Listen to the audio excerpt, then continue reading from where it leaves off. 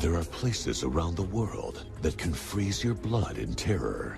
Haunted sites that are cursed by tragedy, murder, and despair. Places where horrors from the past are replayed in the present over and over. Here I come out here, a non-believer, quite frankly. And then it happens to me? Sometimes I really feel as if I'm being watched. Sometimes I feel almost like whatever is here doesn't want me here.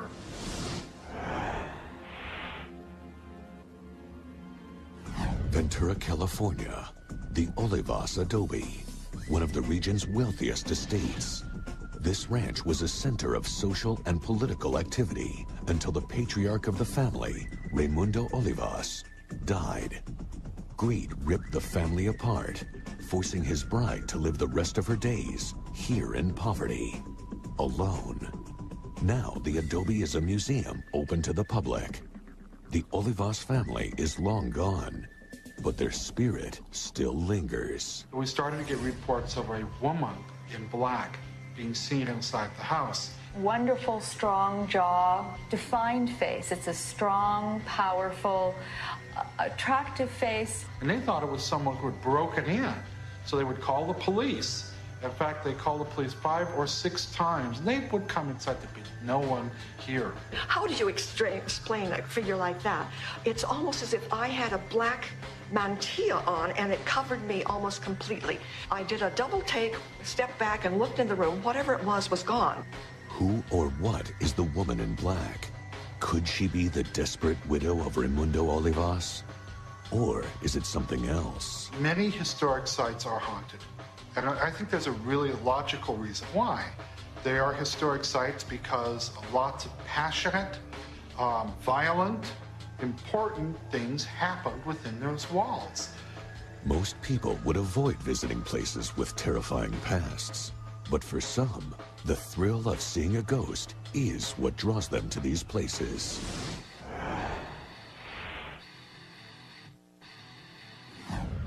A ruined castle standing above the mist-shrouded moors of southern England. It might be the kind of place you would expect to be haunted if you believed in ghosts. The whole thing really about this place is amazing, the ghosts that occur here. You had a strange feeling there was something wrong. It just started getting pretty weird. You learn to control your imagination, because at Berry Pomeroy, if you let your imagination run away with you, you could be a raving lunatic. Berry Pomeroy Castle has been abandoned for over 300 years. Venturing to this remote location, visitors are surrounded by eroding buildings, forgotten cemeteries, crumbling parapets, and something else. It's just brooding and evil. The evil is there in the atmosphere. Tony Cornell is one of England's most respected paranormal investigators. He's here at Berry Pomeroy to conduct the first comprehensive investigation of the castle. In my view, it's one of the most interesting cases I think I've come across. Basically because so many people have seen things and felt things. You don't get that in all hauntings. Cornell meets up with historian Derek Seymour, an expert on the castle and its dark secrets. The best-known ghost here is the White Lady. And the White Lady is, of course, the unfortunate Lady Margaret, who is seen to walk at the top of the stairs in that tower, down in the dungeon. She is really quite frequently seen. Seymour believes that this White Lady is the ghost of Lady Margaret Pomeroy, who died of starvation imprisoned in this dungeon. Her sister locked her up after discovering they were both in love with the same man. Those brave enough to enter the dungeon have felt her ghostly presence. When we first went down the stairs into the chamber, it was dark, it was damp, and it wasn't a nice place to be. But then this evil presence, you could sense it was evil. I don't know how to describe it any other way, really. And then I heard the footsteps, very quick, very light. And the closer she got, the more panic-stricken I felt. I just wanted to get out of the place and not come back. In his investigation, Seymour interviewed Jack Hazard, who used to work at the ruins as a master stonemason. Hazard not only had a ghostly encounter here, he photographed it. It started to rain, and the wind started to blow. And I thought there was something happening unusual. So I got the disc camera out, and I took 5 or 6 shots. And on 5 of the prints, white shapes came out. Whatever they were, I've no idea, but it was the most unusual Sunday morning. There have also been sightings of a blue lady at the castle. According to some, she is the spirit of a young maiden who was raped by her father, a prominent Norman lord. When she gave birth to his child, she killed it rather than live with the shame. And this unfortunate child was strangled. Now, she's quite frequently seen. She's very evil, and people don't like the sight of her at all. Another entity has also been identified by psychic investigator Bob Dolby. I was conducting an investigation, expecting nothing at all. I was about to leave, when just by the rampart walls and the stairs leading down, I saw this huge black cloud. And to me, it seemed probably the hugest and blackest, deepest thing I'd ever seen. Dolby quickly fled the castle, but the menacing force followed him to his house. It later revealed itself to his wife. I actually had the experience of somebody sitting on the back of my legs while I was lying on the bed, thinking it was Bob messing about. I told him to get off, turned around, and it was actually a little girl. Well, they both came to see me the next afternoon. They were so terrified. And I can tell you that they were frozen with shock. Everyone who visits Barry Pomeroy Castle seems to experience something unexplainable. To me, this is probably, I go farther and say it is, the most haunted castle in England. There is something pretty potent here. There's a very evil force. And if ever you encounter it on going to Barry Pomeroy, get out quick. Next up, more scariest places on Earth. A Texas mansion with a history soaked in blood. Every step I took, there was another step behind me. I feel a lot of anger and a lot of negative violence. I needed to get out and get out now. The Civil War plantation haunted by a war widow. She's here. She's just a part of Avenel. It's very possible that he may have died from a broken heart. Love is a very powerful emotion, and it can withstand all time. The Jesuit monastery with a dark secret. I saw somebody fall out of this window, and when I saw it, my heart just jumped. People who commit real, genuine suicides do tend to bring on hauntings. Perhaps he's trying to tell us something about how he was tormented in his life. A psychic takes an unnerving tour of the most infamous prison in the world.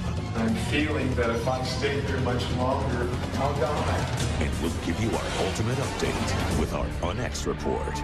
Stay tuned for more on Unexplained Mysteries.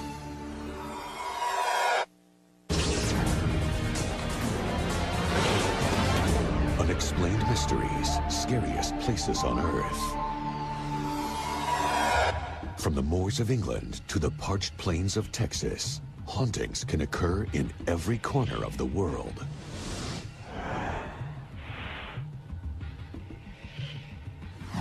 San Antonio, home of the Alamo, and Victoria's Black Swan Inn, a serene getaway spot for newlyweds. But would it be so popular if they knew the truth about this inn? The murders, the suicides, and the ghosts.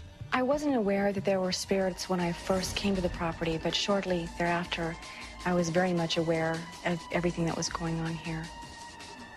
From voices to doors opening and closing and footsteps. Joanne Rivera not only runs the Black Swan, she lives here. She's witnessed things she can't explain. The dolls would all be rearranged, and it was as if there were children that had been in there playing. The lights would turn off and on. It sometimes sounds like the piano, like this piano is playing all by itself. Joanne isn't alone. Her daughter Meredith also ran into something unusual in the south wing of the inn. The one time I went down there by myself, the only time, every step I took, there was another step behind me.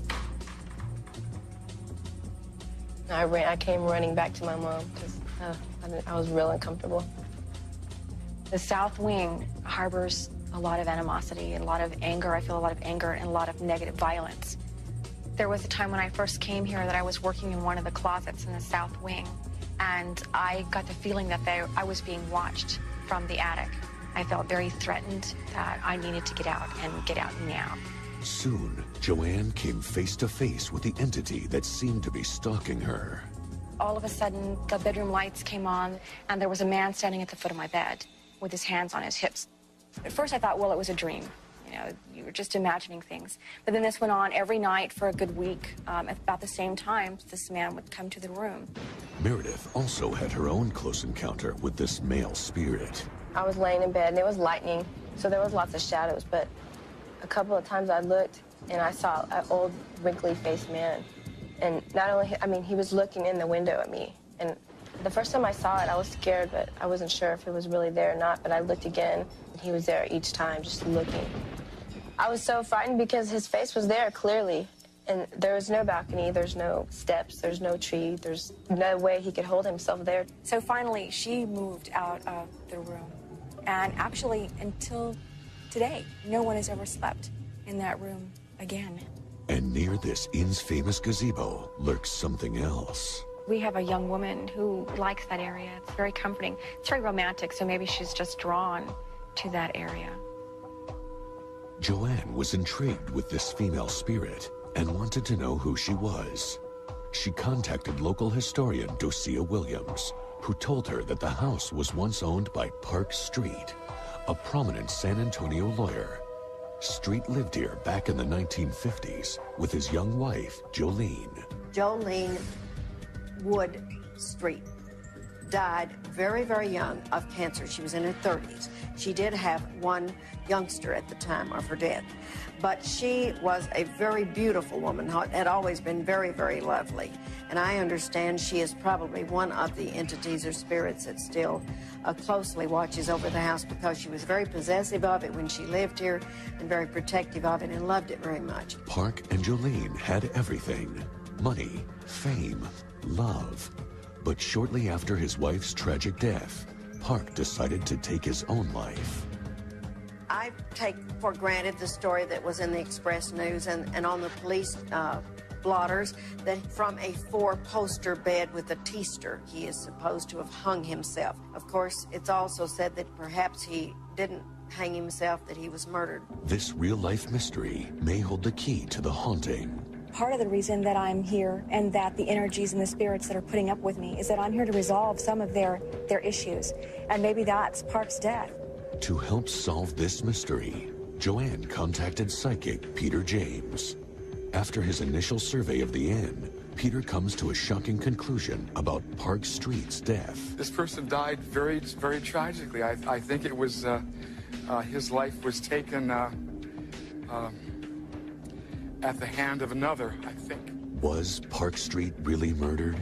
In the many years that I've investigated hauntings, there's no doubt in my mind that the nature of the circumstances as to how Parks died was in fact murder, and I would wager all of my psychic ability on that fact. There was a blow to the head or something to the head. There was an injury to the head is what I'm feeling. Peter was now ready to meet with Joanne and delve deeper into this mystery. Why was Park Street murdered, and who was responsible? So far I find that there's at least 4, maybe 6 entities, ghosts here. Was the name Wood? Have any spirit? Wood, that's the Jolene Woods. That's the name? Yes. When Peter said the word wood, it was a very good feeling. It's nice to know that Jolene is here and that other people can sense her and feel her presence here too. But I also get a sense like I'm being watched through a window. What about an older gentleman? Peter noticed that there was a man that used to stare in the bedroom. There's 2 men upstairs, I think. One is the old man that looks through the windows that my daughter experienced, and also the man that comes into my bedroom and would stand at the foot of the bed. Peter leads Joanne to the south wing of the house. This hallway is very active. I really hate this hallway. He is drawn to the closet that earlier terrified Joanne. Was there a death here less than 20 years ago? Yes. When Peter talked about the closet that I really don't like to go into and feel very uncomfortable about, he acknowledged that there was a lot of energy there. This is very active. Now, did anyone ever tell you, I'm receiving it vibrationally, Is there some kind of a treasure here? There's supposed to be. I haven't found it. There is a very aggressive spirit there, and I think he's trying. I think there are two that are still battling over a buried treasure. Was this treasure the cause of the bloody crime? There was something in that closet that they were after. I believe that he may have come home unexpectedly. I have a sense that there were two men that were involved with whatever was in that closet. I think the treasure is in the south wing of the house somewhere, and I think the ghost that's back there is trying to keep Joanne from finding this buried treasure. I think that when I find that treasure, that will open the door to Park's death. Coming up on Unexplained Mysteries, Scariest Places on Earth. The southern plantation where a bloody battle tore two lovers apart. There's crying, a lot of crying. It's very possible that he may have died from a broken heart. She's here. She's just a part of Avenel. The Seattle hotel where guests check in to check out the ghosts. People want to be scared. People commonly come from all around to see the ghosts. And a prison where tortured souls can't escape. There is an energy here unlike any other that I've ever experienced. Sounds of the cell door closing, somebody appearing and then disappearing. And we'll unlock the mystery of these historic haunts in our UnX report. Coming up on Unexplained Mysteries. Is the power to heal just a hoax? Bone started to grow where they said it couldn't grow. The doctors who witnessed the impossible. When I saw him take his first steps, I passed out. And the celebrities who've experienced the phenomenon. After one session with him, I was healed. On the next Unexplained Mysteries, the signs are everywhere. Unexplained Mysteries, Scariest Places on Earth. There is someone here, and I feel like whoever she is, she means no harm.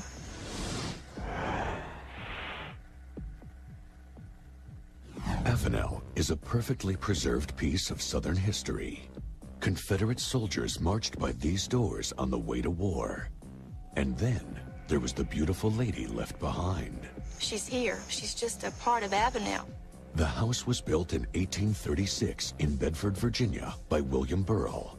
In its finer days, it was the centerpiece of social, cultural, and political life in Bedford. But when Burrell died and left Avenel to his wife Frances, hardship fell on the plantation. She had 4 daughters. She had 50 servants plus. Everyone, of course, had their own lives to live. Everyone on occasion would be sick, hungry, giving birth. She had a lot to take care of. The house is now a bed and breakfast, but what unwary guests don't expect is the unsettling sight of empty chairs rocking and beds mysteriously being turned down by themselves. This has been going on for years at Avenel. Now you're going to ask me if I believe in ghosts. Yes, I believe in them because I've seen one. I saw the white lady. Peggy grew up at Avenel. For her and her family, sightings of the White Lady were a normal part of life here. She came on up that where the street is now. And when she got over across the street there was a big oak tree. She disappeared. And my mother turned and said, "Did any of you see what I've just seen?" Well, several of us said yes. Well, I always thought it was Miss Burrell just looking after the place. Is the White Lady of Avenel Frances Burrell? Many have their doubts. To find out, psychic Deborah Caravelli is called in. There definitely is a presence here. I think that there's a little bit of sadness, too, because of all of the hardships and the difficulties that they went through. But I definitely feel that there's that particular feeling here. Deborah seems to make contact with an entity in this bedroom. But it's not Frances, who everyone knew as Old Miss. There's a woman's face. And there's crying, a lot of crying. I feel it's Van. I do not think it's Ole Miss. She wants to get it back, but she knows it won't be in the same way. The family and the closeness and all part of life. It was home. It was happy, even though there was some sorrow. Fan was the nickname of William and Frances's daughter, Fanny. She was close to everyone, and I think she just must have had a wonderful personality that anyone could love. She was known as the flower of Avenel, and every man who met her tried to win the young woman's heart. But Fanny was engaged to her childhood sweetheart, James Breckenridge. They got back together when they got a little older and just found out they had a lot in common, and just fell very deeply in love. When the Civil War started and James was called to duty, the two were married. A few days after the wedding, James went off to battle. Fanny visited her husband a few months later when he was on leave. It would be the last time they would see each other. Apparently she contracted typhoid, came back to Avenel, and in August 1862, just months after she had married Captain Breckenridge, she died. When he received the news of his wife's death, James made a decision. Captain Breckenridge, rather than to come back to a fallen country, South had lost, and his bride had died, put himself before enemy fire and was killed. A tombstone in Bedford is inscribed with the names of Fanny and James. But James's body was never found. Fanny lies in this crypt alone. Deborah believes that Fanny is the White Lady, forever doomed to wander Avenel in her wedding dress, waiting for her husband to return. Love is a very powerful emotion, and it can withstand all time. Coming up on Unexplained Mysteries, a psychic witnesses the violent death of a Jesuit priest. I see a body swinging from a rope. A photographer on a mission. We came to the castle today to try to capture ghosts. An anguished spirit with a message. So perhaps he's trying to tell us how he was tormented in his life. And one of the most terrifying places in America. Sounds of the cell door closing, somebody appearing and then disappearing. At least 100 ghosts here, 100 entities that walk these corridors. And you'll get the climactic update with our UNX report, coming up on Unexplained Mysteries.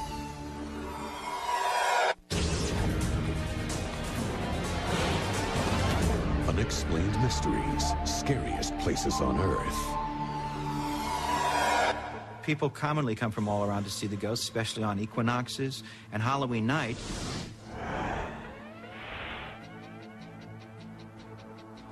The Manresa Castle stands just as it did when it was first built in 1892. Located near Puget Sound in Washington, 2 tragic suicides have been committed on the 3rd floor of this hotel. In 1921, a woman leapt to her death from the window of room 306. Further down the hall, in the turret room, a Jesuit priest hung himself when the castle was being used as a monastery. People who commit real, genuine suicides do tend to bring on hauntings or haunt a place where they met their demise by their own hands. While the thought of spending a vacation in a hotel filled with tormented spirits doesn't appeal to everyone, many visitors come to the Manresa hoping to see a ghost. Rob Freeman and Sue Johnston regularly bring their children and their friends to the infamous turret room for seances. Definitely the darkest feeling that comes out is this Jesuit priest. We decided to ask him for page numbers in the Bible because that's easy to get through the Ouija board. There's a row of numbers there. And sure enough, he revealed to us a page number. And it's something that went along with the idea that he was perhaps evil or perverted in his life, and this is what brought him to the point of suicide.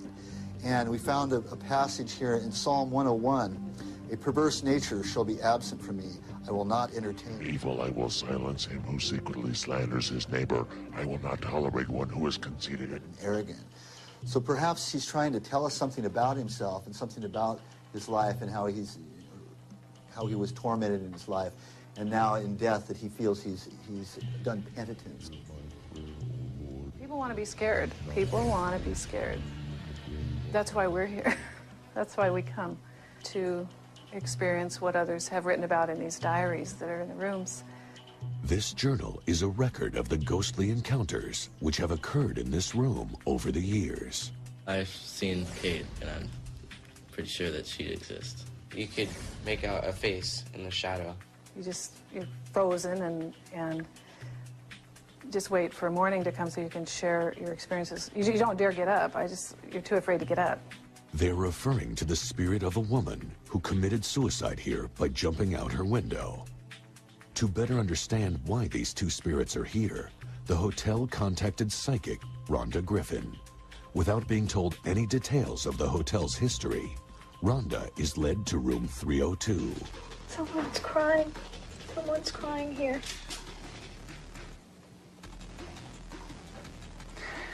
Someone's waiting. Someone's waiting here.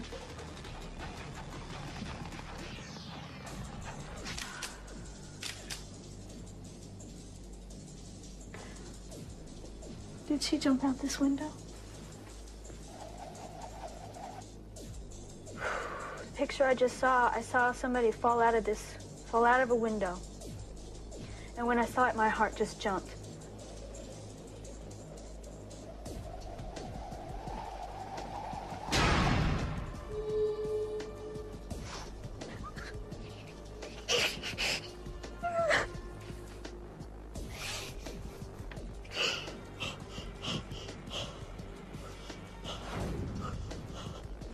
Before she can recover from her encounter with Kate, Rhonda feels another presence. It draws her toward the turret room. I'm feeling an energy vortex coming right down through the center of this. Now, a lot of times the way things are built, they'll help to amplify particular energies. Now, most places are built on what's called ley lines, okay? And it's a concentration of energy.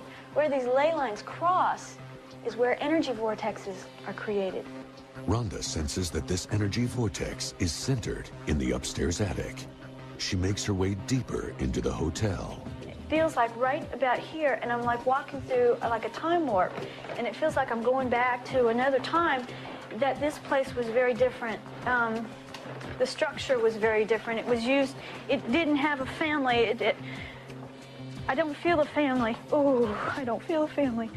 Rhonda appears to have crossed into a time when the hotel was used as a Jesuit monastery. I'm watching a man sitting on the floor. He's isolated, he's alone, he's holy. I see him. He's almost like, he's seated. And he would come up here. God. God. Oh, God.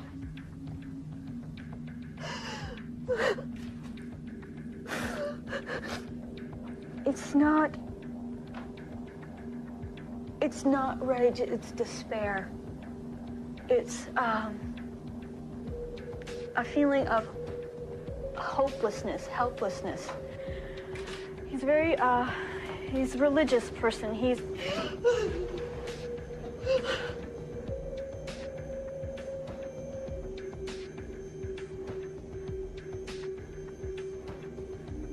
I see a body swinging. I see a body swinging from a rope. Rhonda then received a message from the damned priest, a page from the Bible, the same page that Rod and Sue received on their Ouija board, Psalm 101, the Psalm of David. Bless the Lord, O my soul, and all that is within me, bless his holy name. Bless the Lord, O my soul, and forget not all his benefits, who forgives all your iniquities, who heals all your diseases, who redeems your life from the grave, who crowns you with loving kindness and... You watch someone do this, and you have to think in the back of your mind, well, this could be some kind of a put-on type of deal. But then she came up with a couple things tonight that were unexplainable. And how'd she come up with the page number in the Bible? I can't explain that. No one else can either. It just happened. Whatever haunts this castle continues to draw in tourists from all around the world, each hoping to come away with their own ghost story to tell. Next on Unexplained Mysteries, we'll take you on a tour of one of the most brutal places in America. Men were kept chained down there. I'm feeling that if I stay here much longer, that I'll die. The killer who still lurks these corridors. Joseph Kretzer. He was one of the toughest of the bunch. Joseph is keeping me captive here. Joseph is placing me here against my will. And the psychic encounter that brought the suffering back to life. There could not be any crime in the world worth the punishment that I feel this entity endured. And finally, we'll unlock the secret of these cursed sites in our On X report on Unexplained Mysteries.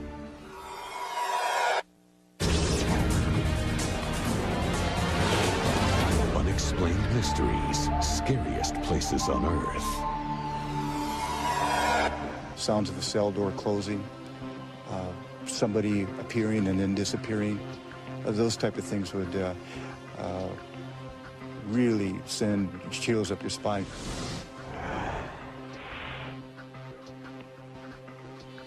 The cold, shark-infested waters of San Francisco Bay.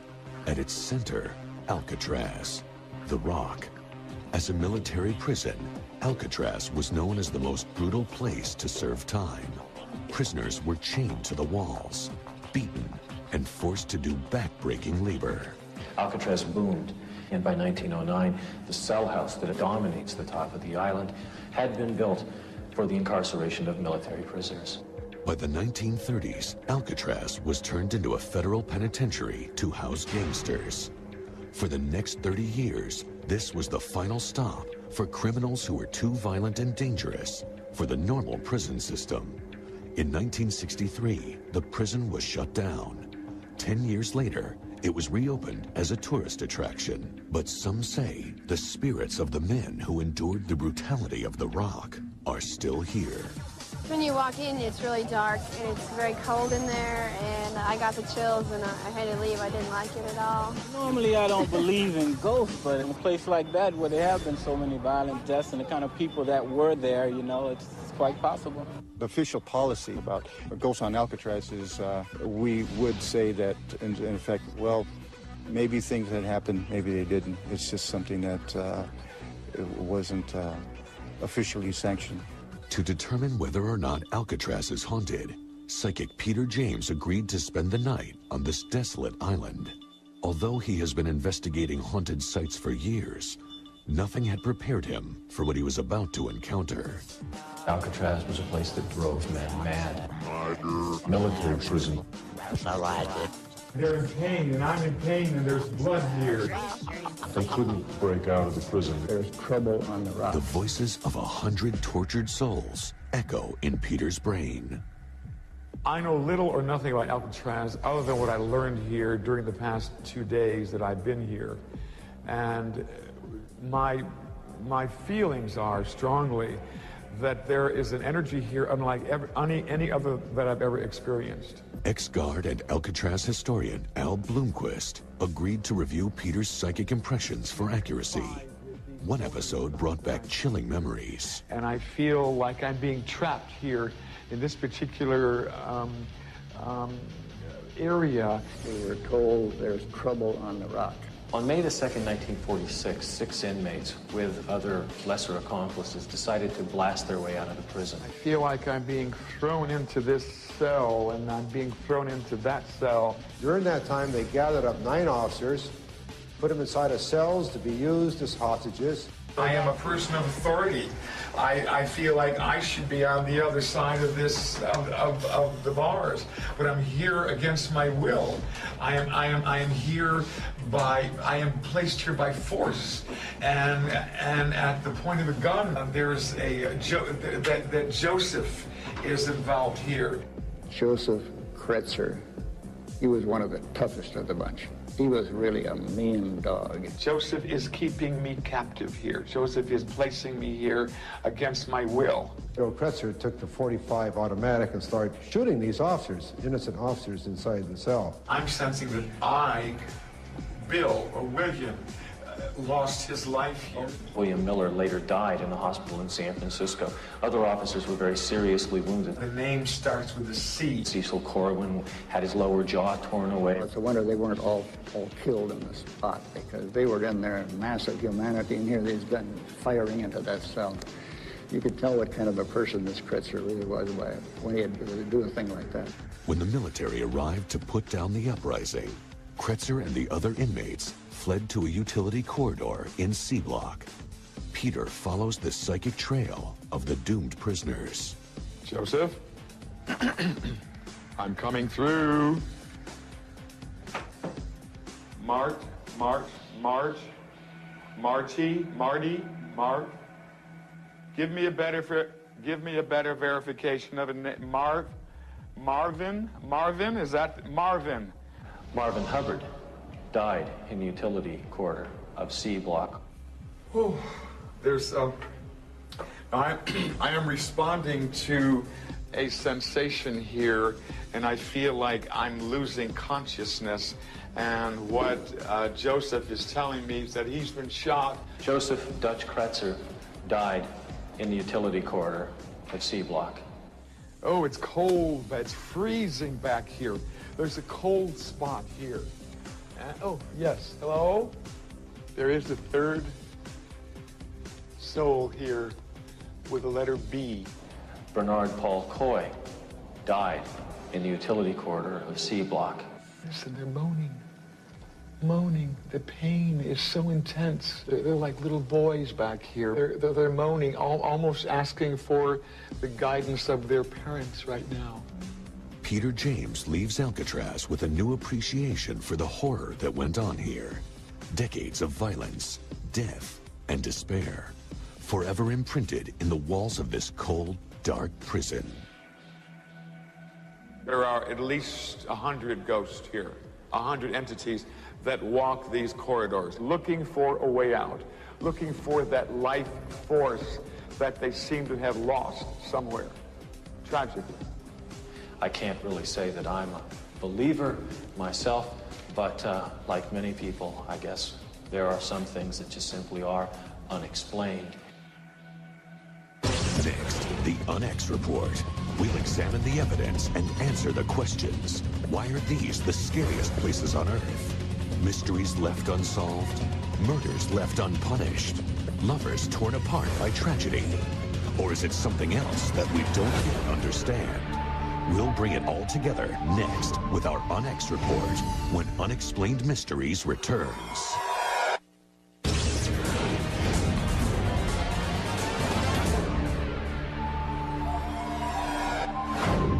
And now for the UNX report. For some, these sites are a chance to get in touch with the past. But as we've seen, sometimes the past is still alive within the walls of these notorious haunts. Being always there in the atmosphere. Sometimes I really feel as if I'm being watched. There definitely is a presence here. To discover why the ghosts of the past still wander these famous sites, we need to open up our minds to the paranormal possibilities. I never believed in ghosts, and then when I moved in here, I saw it for myself, and I believed it. Here I come out here, a non-believer, quite frankly. And then it happens to me? If you let your imagination run away with you, you could be a raving lunatic. Psychics seem to offer a window into this past. My sense in seeing this man was this was not a suicide. That someone murdered this man. I see a body swinging from a rope. Joseph is keeping me captive here. Joseph is placing me here against my will. Experts who have visited these sites and experienced the horror have their own theories. Many historic sites are haunted because lots of passionate, violent, important things happened within those walls. We are seeing not what's actually occurring at the time, but what did occur many, many, many times in the past. We've heard from the terrified witnesses. I did a double take, stepped back and looked in the room. Whatever it was gone. I just wanted to get out of the place and not come back. I feel a lot of anger and a lot of negative violence. And the people who are drawn to these places of torment and sorrow. We came to the castle today to try to capture ghosts. People commonly come from all around to see the ghosts. People want to be scared. That's why we're here. One thing that everyone agrees on is that in places like Barry Pomeroy Castle, the Black Swan Inn, and Alcatraz, the past is still very much alive. But no one is sure what exactly that past is trying to tell us. That is why these infamous haunts must remain an unexplained mystery.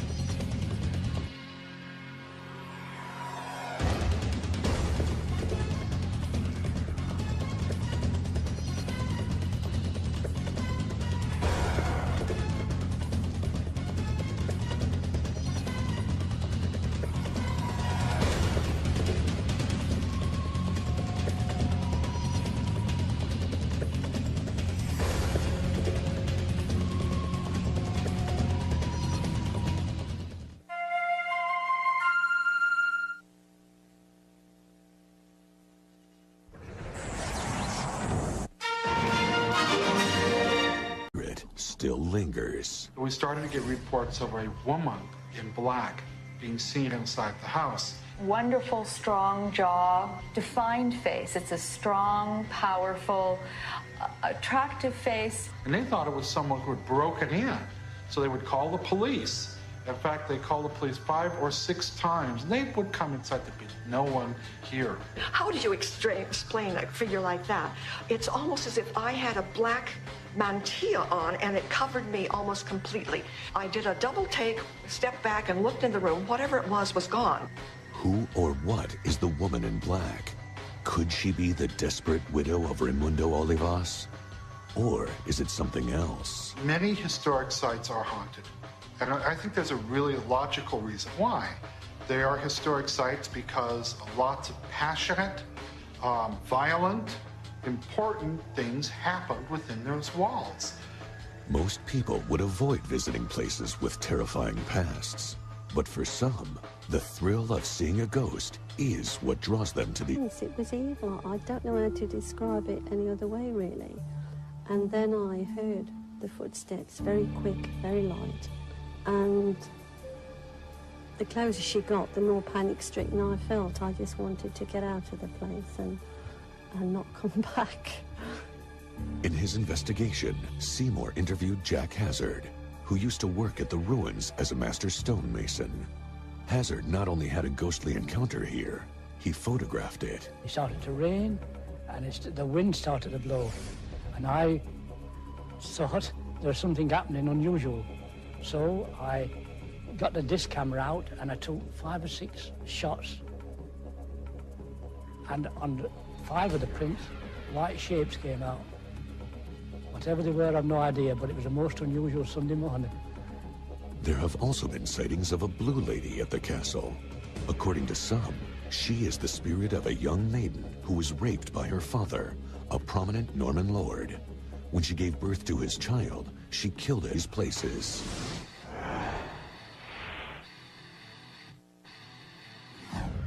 A ruined castle standing above the mist-shrouded moors of southern England. It might be the kind of place you would expect to be haunted, if you believed in ghosts. The whole thing really about this place is amazing, the ghosts that occur here. You had a strange feeling there was something wrong. It just started getting pretty weird. You learn to control your imagination, because at Berry Pomeroy, if you let your imagination run away with you, you could be a raving lunatic. Berry Pomeroy Castle has been abandoned for over 300 years.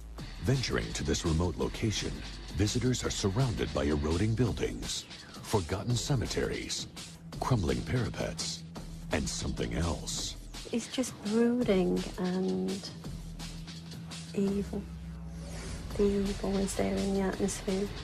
Tony Cornell is one of England's most respected paranormal investigators. He's here at Berry Pomeroy to conduct the first comprehensive investigation. There are places around the world that can freeze your blood in terror. Haunted sites that are cursed by tragedy, murder, and despair. Places where horrors from the past are replayed in the present over and over. Here I come out here, a non-believer, quite frankly. And then it happens to me? Sometimes I really feel as if I'm being watched. Sometimes I feel almost like whatever is here doesn't want me here.